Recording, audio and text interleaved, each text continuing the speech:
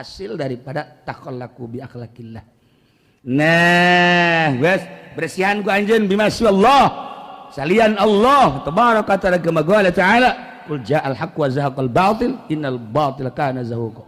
Maka geus batil-batil karusakan nu aya di awak urang geus bersih hiji Allah. Tak Kangjeng Nabi Musa dipermasalahkeun eta ngaguru ka Kangjeng Nabi Khadir alaihi salam. Sedangkan Kangjeng Nabi Khadir mah eta diiktilafkeun apakah nabi apa wali. Lamun diiktilafkeun berarti kan encan jelas. Andai kata Kangjeng Nabi Khadir wali, sedangkan Kangjeng Nabi Musa nabi. Kok ieu Kangjeng Nabi Musa teh titah ngaguru ka Kangjeng Nabi Khadir nu nitahna Gusti Allah. Dipermasalahkeun. Aya naon teh di dinya teh. Nah ieu lah loba masalah. Sedangkan Kangjeng Nabi Musa alaihissalam nabi mah kapan eta teh puncakna nihayatul wilayah ibtidaul anbiya. Nihayah puncak kewalian kakaraknya ibtida dina nabi mah.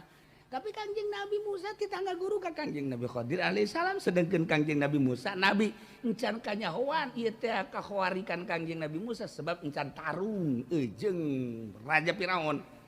Kuari ieu Kangjeng Nabi Khadir mah geus bisa napak sancang hiber ka mana bae jeung motoina geus dipake ku Kangjeng Nabi Khadir. Kangjeng Nabi Khadir teh saha ieu teh? Jadi terus beda tak ke ayeuna Kangjeng Nabi Khadir teh can dimautan ku Gusti Allah.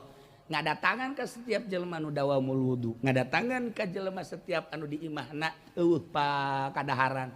Ngadatangan ke jelema anu sanajan aya kadaharan tapi dirina teu hayang nanaon. Selalu dah hadir Kangjeng Nabi Khadir jelema anu dawamul wudu, ka jelema anu henteu boga nanaon di imahna. Cak aja pendek asana ka aing. Teu boga nanaon. Teu boga nanaon geus ieu emang susah.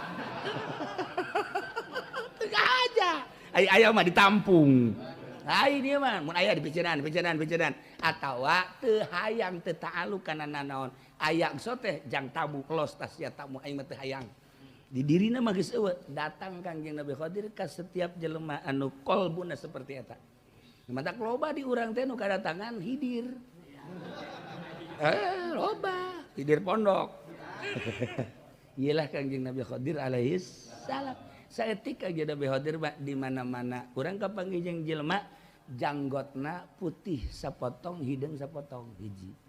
Nomor kadua mun urang sasalaman ieu eueuh tulangan belah dieu empuk. Nomor katiluna Kangjeng Nabi Khadir mah ieu lirikanana selalu osok kaluhur bae.